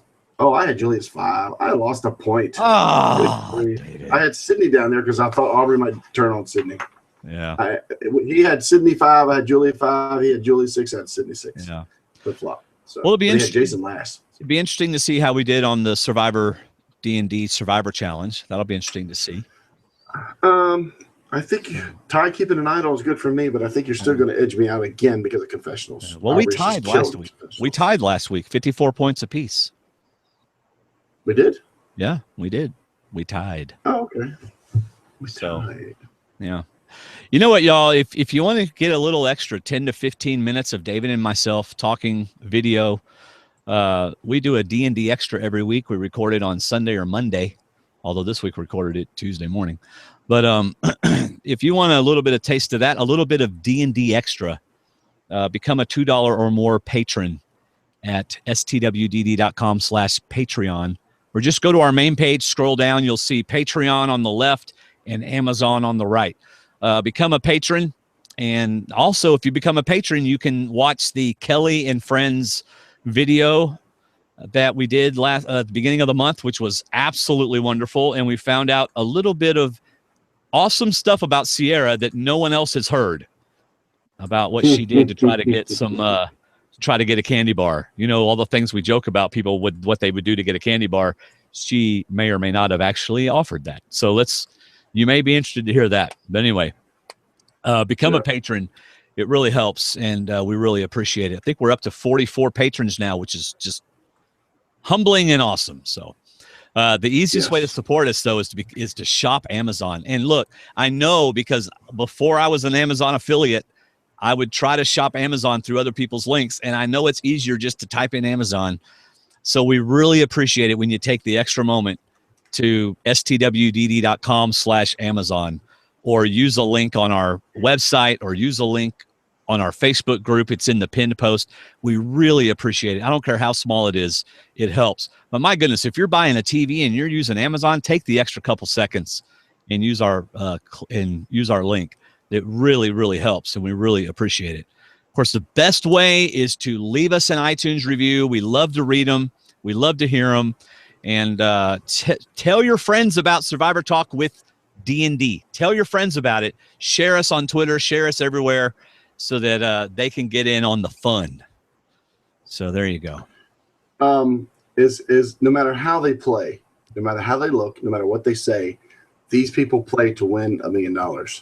But outside of the CBS edited game that we see on TV, these people, for the most part, are all about charities. These guys go to charities. They show up at charities. They wear a buff just to get people to come and donate money to things. Oh, I know. One in particular that goes around. One right now is that actually Kyle Jason is doing an auction on eBay for a 15-minute Skype call to Give Kids the World charity. Yeah. So we usually don't promote this kind of stuff, but it happened. I happened to see it today, and I wanted to mention it. It's on our Facebook page. It's on his Twitter. You can go and you can bid on the eBay auction. There's all kinds of other charities going on. I'm telling you something. Outside of this game, these people are pretty amazing. I think they're pretty awesome in the game too. But outside, they're all about charity. These people are using their short-term celebrity to raise money for charities, and that's awesome. So if you want a 15-minute Skype call where you just want to chew out Jason and tell him how mean he is, bully him, and tell him he's got too many tattoos, you know, or his gauges are always falling out. He doesn't have his earrings anymore. Yeah. Or if you want to call him and tell him you think he's the best player in the world, you hope he wins. It's on eBay. Yeah. He's like, you're not gonna tell him that. It's on eBay. Just bully him for 15. It's an auction, and it's a charity. It's all for charity, so it's there. Yeah. Well, are there any other charities going on? I don't know of any. Okay, I just got a friend request that just popped up. Guess who from? Aubrey? From Survivor Mark, the chicken. It's got to be the chicken. Oh, that reminds me. Aubrey apparently listened or watched our show because I made a comment about giving her a pumpkin pie or something. And she put a GIF. Mm-hmm. She goes, I love pumpkin pie. And she showed the GIF where the pumpkin pie gets eaten. Yeah. So that was pretty cool. Aubrey listened to us. So it's always cool when we find out survivors, current or past, actually listen to our show. It's quite humbling, quite awesome. Yes, indeed. Because we are the oldest guys. I'm sure we are. So we gotta be. Welcome to Survivor Talk with D&D season 42 of Survivor. Yeah. If you like D&D Talk, man, you got to join the Facebook group. I think we're up to 840 something members. And it's a good group. We keep it very friendly to the point that people leave whenever we enforce it, but that's fine because I'd rather have the group there, not, calling people jerks or saying, well, you must have a whatever. The people sometimes are just rude to one another, and we just don't do it on our group. It's our group. We have a right to do that until the government comes in and tells us we can't, and then we'll just get rid of the group. So, and we let everybody in the group. Yes. We let everybody in the group. In the chat. Yes. Go ahead. Tolly's the only one in the chat room right now. He is making speculation about a rumor going around that Mark the Chicken survived to apply for second chances. Probably so. Yes. Yes. Awesome. Oh man. Gosh, I wish we had more to talk about, Well, I'm looking forward to our extra this week because that was a really good next week on. Yeah, it's going to be fun. To see who they're talking about. Yeah, it's going to be good. All right, man. Man, I don't like not having feedback, but that's what happens when we do a Wednesday night show. We're not doing a Sunday night show this week, so no feedback this week. Sorry, y'all. So you can put your feedback on our Facebook page after 9 o'clock tomorrow morning. Yes, that's right. Our Facebook group is in its group. We also have a page, but no one writes on it. But stwdd.com/Facebook. We'll get you there. All right. So that's it for Survivor. You got anything you want to talk about that's not Survivor related? How far are you into the book? Comic book, the conundrum, the palindrome, the compendium. I'm at the same. So while you're reading that, I'm reading the Civil War series of Marvel. See, I'm actually in the middle of reading through the Dark Tower series again. I'm on listening to the Dark Tower series again. It's the same thing. Gosh. I'm in the middle of listening to the Dark Tower series again. I'm on book 4. I don't remember what it's called. But anyway, I'm on book 4. I love it. I can't imagine reading the Dark Tower. I think the reader, whoever does the reading for Dark Tower, is really good. And that makes it even twice as good. Frank Muller did the first. Well, he did. Okay, he and Guedel both did one, but so like the one on Audible now, the Dark Tower is read by George Guedel. Okay, but 2, 3, and 4 are read by Frank Muller, who originally read the Dark Tower, and Stephen King said that when he heard, it was such a long time between the Dark Tower and the Drawing of the Three, like 15, 20 years. He said that when he went back and listened to Frank Muller read the Dark Tower, by the way, Stephen King reads books by listening to them. So just Be quiet. He said it really brought the characters to life to him, and he loved it. Oh yeah, Frank Muller is amazing. Was amazing. He's no longer with us. But he had a horrific accident between the reading of 4 and 5. And so George Guidall takes over at 5 and reads 5, 6, and 7. But 5, 6, and 7. I remember you telling me that. 5, 6, and 7 are amazing. The Wolves of the Kaôh is just absolutely amazing. And if you don't read The Wolves of the Kaôh before you read, or without having already read Salem's Lot. Okay? Because the priest from Salem's Lot is in The Wolves of the Kaôh. It's where he went after Salem's Lot.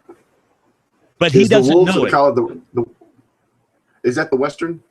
No. The Western's book 4. Wolves of the Kaôh is where all the wolves are coming to attack the families and everything like that.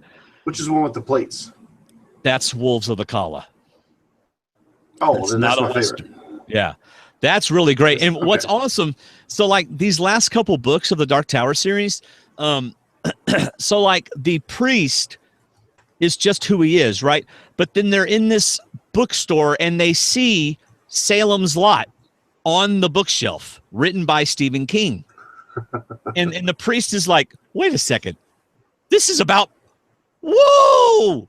Who is this Stephen King guy and why did he write about me? You know, and then what's even cooler is later on in the series, Stephen King is in the books. It's really awesome. Oh, yes. Really great. In fact, some people who are like really, really conspiracy theorists, because he writes his almost dying into the books, like Roland and them, like, you know, he didn't die. He wrote it like they prevented him from dying because he was important. Right. You know, and there are people who actually believe that that really happened. And no, I'm not giving away spoilers. I mean, it's not a big, we know he didn't die. So, because he wrote the rest of them. I know that you don't watch, but Bailey and some of her friends got together and purchased the HBO Go because Game of Thrones came out. She is a huge Go. Okay. And of course, she loaned me her login and password, so I get to watch Game of Thrones on HBO Go. And, but I'm getting their money's worth because of the series that are on HBO. Right now, I'm watching Silicon Valley, which is to me the nerd version of The League, which is the fantasy football TV show. Which is it's adult comedy, but it's very funny. But Silicon Valley is the geek version of guys acting like guys, and it's hilarious. Huh. It's very funny. Yes. Cool. I'm trying to think if there's anything else I was watching. No, just reading Civil War and getting ready for Captain America 2. Yeah. Actually 3, Civil War, and getting ready for X-Men Apocalypse. It's going to be awesome. I guess I'm just tired of all the Marvel movies. I guess I'm just tired of them. So I know. To me, I'm just enjoying the story because they're not separate movies; they're continuation stories. And I know Davis is super excited about it. The girls love it. So maybe it's because your guys are older; they're not around you as much. Talk about it. Does Timothy watch his movies? No, he's not interested in them. Oh, okay. No. So we still haven't seen the Jungle Book though. In fact, amazing things about Jungle Book. Yeah, I haven't seen that either. I did buy Revenant and have watched it again, and I could watch it like every night for a week. Of course, then I get tired of it. But man, I love that movie. I have a copy, but I'm not sure if I would have bought it. But it's such a draining movie. It just wears you out to watch that movie. Don't tell me how you got it. I bought mine on iTunes. But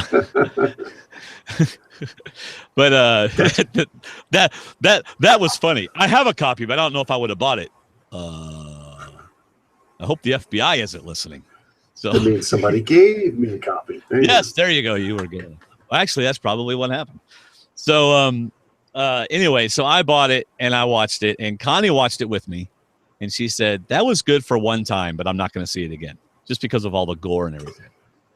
I could watch it again just for the cinematography. It's amazing. The shots in that movie, especially the beginning, that one long shot of the attack in the boat, getting on the boat. That's just amazing. Yeah, really good. We did watch the Moby Dick movie. Heart of the Sea. It's not Moby Dick, but it's, you know, that was good. I didn't buy it. I rented it. Oh, and I started season 2 of Alone. My friends, if you want to see real survival, watch Alone. Go back and watch season 1 before you watch season 2 if you have, or watch season 2. I don't care. But I just want to tell you something. It was amazing. It is amazing already. I love it. All right, so I'm on like real bears at your camp. All right, so I'm on. Is it a reality or is it a show? It is definitely reality. They are their own. They have their own cameras. They have to do their own camera work. So part of their training is how to do professional videography. Right. Oh, so it's not a series. It's actually a reality show. Yeah, it's an actual reality show. And they are told it could be up to a year because you don't know who's out because you never have contact with the other 9 people. All right. You just know where you are and how you're doing. So day 49, and you're like, am I the only one left with one other person or 8 people still here? Am I going to be here another 60 days or am I going to be winning tomorrow? You know, you don't know. So if everybody quits, then you win? Then you win. Like season 1 ended, the guys in his little shelter. Don't tell me. Well, don't tell me. No, I'm not telling you who won. I'm just saying at the end of the season, they come up, and it was all guys in the first season, so I'm not giving anything away. They just show up at his camp, and he's like, what are y'all doing here? And they're like, you won. He's like, really? Oh, I was about do you mind if I go hunting real quick? Because I was about to go hunting. But I mean, you know, it's like day whatever. I don't want to give it away. And he won. And he's like, oh, wow, great. And then his wife is there, you know, so they, you know, had to kiss. And this is, you said to watch the British version? There ain't no British version. It's one version. It's a reality show. You were telling me a show that you're watching. Called Returned. And I was watching the French version. Okay. No, this is 10 guys dropped in the middle of Vancouver where they have a huge black bear population, leopards, and all kinds of things. Like one night, one guy on History Channel. Okay. History Channel. Watch season 1. All right. Don't watch Making the Cut for season 2 because the winner of season 1 narrates it. So don't do that. Watch season 1. All right. It is so good. So good. And it is so real. So real. So like one night, one guy's laying down and he hears animals outside his shelter. And he's literally like, I'm not going to tap out. Okay. Because if they tap a button on their little device, then within a couple of hours, they come and get them. It still takes them a couple hours to come get them. It's not like they're sitting over in the hut next door. There is no hut next door. Yeah. You know, like if the bear had attacked him. Like one guy tapped out and he's like, there are bears all around me. And it took them like 2.5 hours to get there. You know, then so he's spending the next 2.5 hours yelling at them and flashing lights at the bears and going and stuff like that to keep from dying. You know. But one night, one of the guys lays in his sleeping bag and says to the camera, wife, whatever his wife's name is, he doesn't call her wife. You know, wife, I love you. If I don't make it through the night, know that I love you. Dude. Wow. Yeah, that's what I'm talking about. It's good stuff, man. I just pulled it up. I don't know if you can. My camera's delayed over here. If you can see that or not. Yeah. It is episode 1, season 1, and so it begins. Yeah. So right. So you're going to want to watch that. I'm not going to give anything away about season 2, but in the Making the Cut, after season 1, over 3,500 people wrote wanting to be on the next season of Alone. Of those 3,500, they picked 20, and those 20 went on a 1-week test evaluation, right? Yeah. So they would tell everybody, okay, make a shelter. Okay, everybody make fire. Everybody, how do you make this kind of fire? How do you make this kind of shelter? How do you kill this animal? All this kind of stuff, you know, testing them, also psychologically analyzing them. Of those 20, they picked 10, right? And then they spend a week with those 10 going over all the safety things, like here's the kit that we are giving you in case a bear comes into your camp. You know, here's what you do. Here's how you respond, you know, and here's how you stay alive. Meanwhile, they're also training them on how to use the cameras. Okay. Yeah. And the thing that makes it even more difficult, like the winner of season 1 said, what made it really hard at the beginning was everything you do takes twice as long. And the reason why is because say that he wants to climb or he wants to walk from this area to this area. Mm-hmm. He has to do it first and set up the camera and turn it on and get it all ready, go back and then walk it again so it's on film. See? So one guy was like spending all day cutting down trees so he can make a shelter. And he's like, it took forever to cut down trees because I had to keep resetting the camera so you could see which trees I was cutting down and stuff like that. Because they're filming all the time. All the time. Yeah. But what's awesome is at night when they're filming, it's like, I just heard a bear outside my camp. Yep. I can see the bear's eyes. Yeah. What and if you're about to watch Blair Witch Project, I know, and if you're about to watch episode 1, one of the guys sees bear cubs in the trees, like he's walking around, looks up, there's bear cubs in the trees. He's like, yeah, oh crap, you know. After he steps in bear crap, yeah. I'd be freaking out, man. Woo. Wow. All right, I might watch episode 1 tonight, but I want to finish Silicon Valley season 2 before I keep going on that. But I got it pulled up right now, so I might watch that. Yeah. So Tolly says, let's see. So Alone starts out with a Thoreau quote. I went to the woods because I wished to live deliberately and see if I could not learn what it had to teach. Sounds almost existential. David is busy on Daily Motion. He'll be back in 45 minutes. I don't get that. No, I was moving my camera trying to, and I forgot with this non HD camera, if you touch it, it shuts off. It's very sensitive. Okay. So that's why I went away probably. Tolly says Tolly's the only one in the chat room, by the way. And we had a lot fewer viewers tonight, David, because everybody's going to tune in tomorrow night and they're going to be like, why aren't they live? So anyway, he goes, not to ruin the magic, but what I want to know is if they're filming all the time, who's changing out the batteries?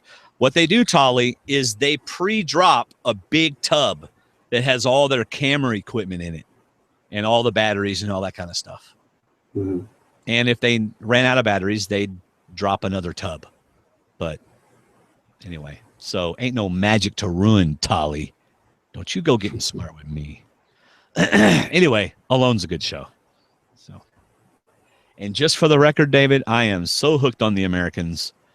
I'm towards the end of season 3. Oh, you're on 3 now? I'm at the end of season 3. Can't remember which the last season. Tolly, oh seriously? That's cool. Well, maybe it's real reality then. Yes, Tolly, it's real reality. Go to the History Channel and watch it, and you'll see it's not fake. It is not fake. I mean, they're really in danger. So, yes, Tolly. Tolly, man. It's not like Naked and Afraid where you got producers standing around filming you and you can talk to them. Now, where are you watching The Americans? Amazon Prime. By the way, if you're not a member of Amazon Prime. Oh, I got that now. Yeah, you can watch it. There's so much good stuff on Amazon Prime Video. Well, I'm watching Nicaragua too. Survivor season Nicaragua. It's the only time I'm able to watch these things is like I'll come home for lunch and I'll watch an episode. Or Connie goes to bed and I'm awake for some reason. Or like tonight when I'm doing this, I'll probably, since I've had a Monster drink, I'll watch a show while I'm editing and stuff like that. You know? Yeah. So stuff on the History Channel not to watch, anything alien related. Just thought I'd throw that out there. I got caught watching something, I think it was during Shark Week, about a giant shark, which they never show, but they show you what happens, and they made it look like a real movie. Yeah. I don't remember what it was called, but I bought it for about 20 minutes that it was a real documentary. So I thought, these guys are like perfectly cast for these parts. And I was like, wait, this can't be real. This can't be real. Oh, that is awesome. Since we got a little time. Well, Ponderosa's up. The latest Ponderosa video. Oh, is it? Yeah, just got YouTube tells me. I was going to be the youngest youngest girl that ever. Hold up. I'll just go ahead and play it from. I'll go ahead and play it. Just a second. Let's see. CBS Ponderosa 5. You want me to play it and let's listen to it? It's like 8 minutes and all right, here we go. You know, I was going to be the youngest girl to ever play. At this time last year, I was in high school. I hadn't even graduated high school yet.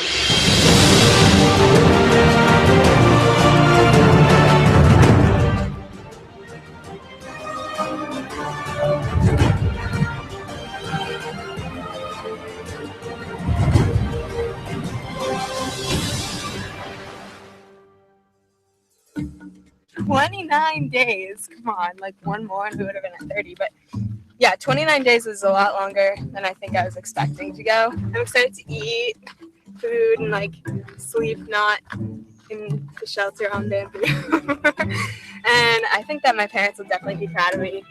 And my sorority is gonna have fun watching this. They're gonna make so much fun of me, like trying to open coconuts and stuff. So should be interesting. So your pre-weight was 121 pounds. Okay. What do you reckon you weigh now? I would say 118. Wait, I'm taking off my shorts though. This is a real thing though. I want to say I can eat pancakes and not feel bad. So you now weigh 110 pounds. Oh my god! I haven't weighed like 110 pounds since like 8th grade. Grab yourself a seat. I can eat pancakes. Okay. This is kind of fun actually. I thought it was gonna be like really sad, but like it's not that bad. I mean it sucks, but it's okay. I've grown up watching Survivor since I was like 5 when it first aired. I've always wanted to play the game. I always tried to convince, all my family members, like, play the game. No one ever wanted to do it. So as soon as I was old enough, I applied and I made it the first round of applications and everything. And so I decided, initially not to tell people how old I was. And I lied about my age, said I was 20, said I was 21. I actually turned 19 during the game. So then I was 22. But but I decided to lie about it just because I didn't want to be considered the baby right off the bat. And then I kind of used that lie as a tactic to align with people, this is my secret. I'm going to tell you, you can trust me because I'm telling you the truth. Yeah, I'm happy that I'm part of the jury. My dad was before I came out here, my dad was make the merge, make the jury or you'll never get a date. So I'm glad that I'm glad that I'm on the jury. Hey! Oh! And chunks. Hugs. I'm sorry for voting you. No, it's okay. We can talk later. Are you sorry for wanting to vote me? Oh, yeah. How much did you lose? 11 pounds. Nice. I was shocked because, oh my god. Stop telling me that. Is this seriously mine? Yes, yeah. Oh my god. But you have to pay the bill first.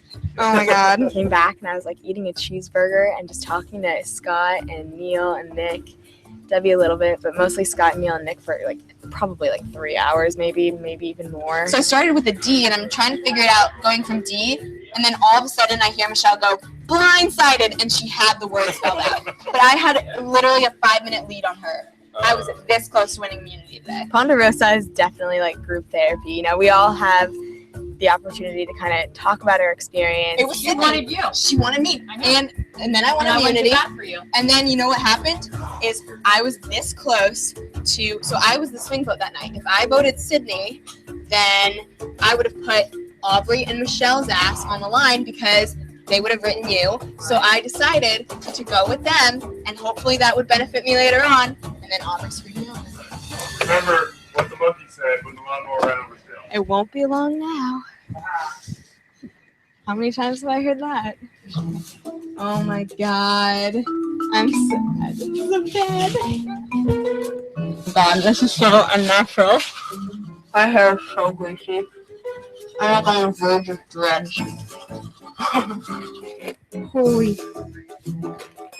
Oh my god, I am dirty. My ear is dirty. I don't want to stop.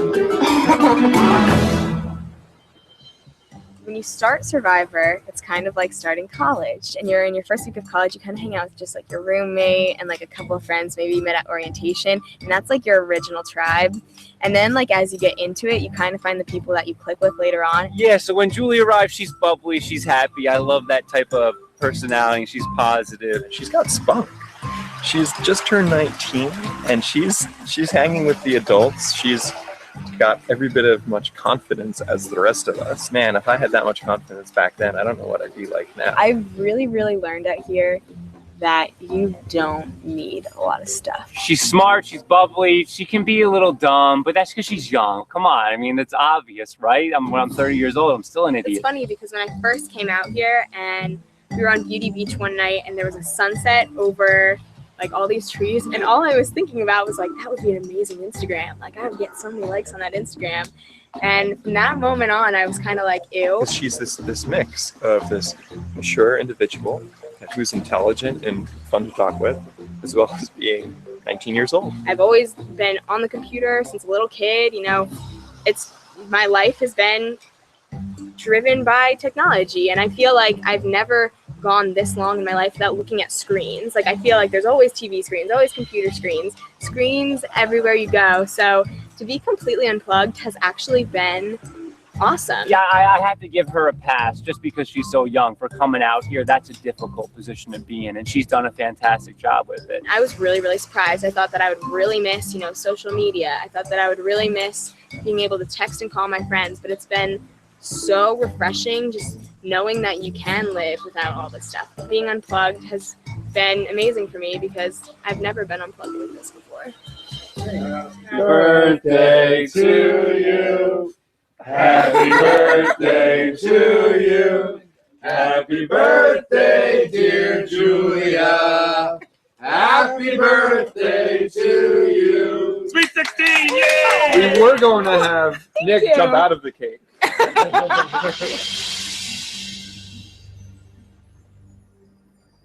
Being out here was definitely more than playing this game for me. I think that it was probably my biggest learning experience of my life, and I knew that, I was going to be the youngest out here, the youngest girl to ever play, and it's big shoes to fill, and I, had a stereotype that I kind of wanted to shatter. I wanted to shatter the idea that the young girl either gets voted out first, second, third in the very beginning, or kind of gets dragged along to the end. It was a lot harder than I expected.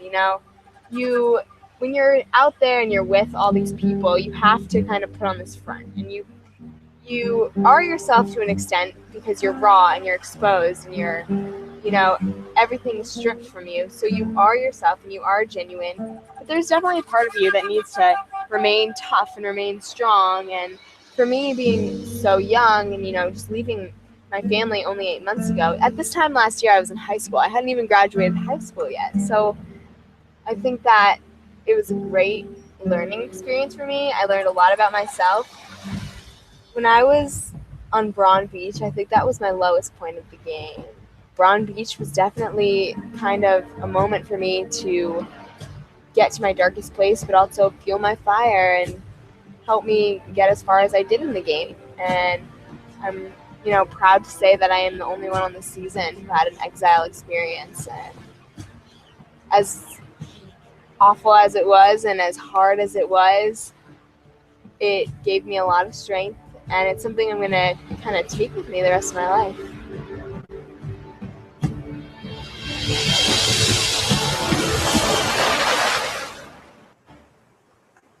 Pondering Ponderosa.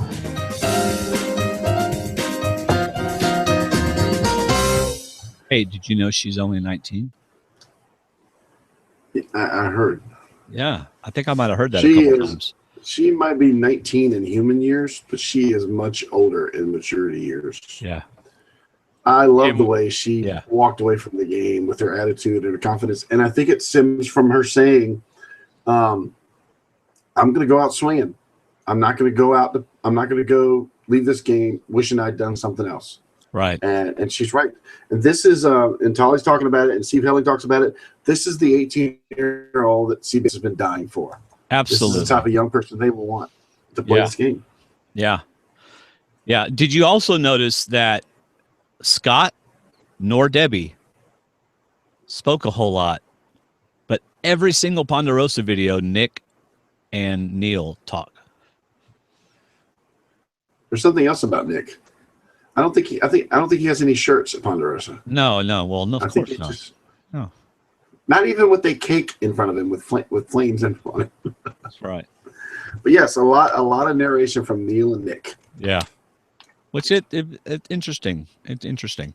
And I love how he calls her kind of dumb or something. And I'm like, all she's got to just say, how far did you get in the game? Yeah. Okay. Yeah. But no, seriously. Of course, always the Ponderosa videos got some great cinematography, really good. Mm-hmm. But I love the fact that they're giving us serious moments with them. You know, like she reflects. Imagine, David, your middle girl, which my mind just totally went. Hold on. Tell me her name. She listens to this podcast. Grayson. Set Grayson. Oh my gosh. But she goes by Gracie. This might be the last one she listens to. No, come on. It happens to me. So imagine Gracie all of a sudden not having social media or not having electronics. She grew up with it. See, we didn't grow up in a generation where we always had a phone with us or we always had Instagram or things like that. Yeah. You know? So, and especially being a teenager, I mean, that's all they do. That's not all they do, but that's a ton of what they do. Instagram, how many likes can I get, you know, and you know, things like that. So for her to go from that to nothing, I bet it was, you know, it's like she said, I didn't think I was going to be able to handle it, but then I realized I don't have to have all that stuff. Of course, I'm sure once she got back, you know, she's back into it again.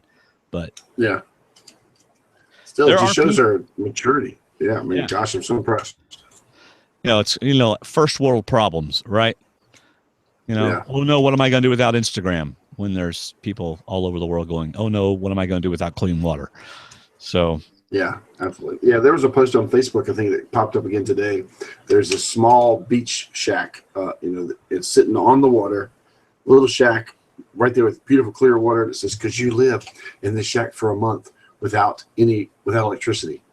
I'm like, and they said, "Could you do it for $100,000?" I'm like, where do I sign up? I mean, I can go a month without electricity. I'd be happy to if you let me. Yeah.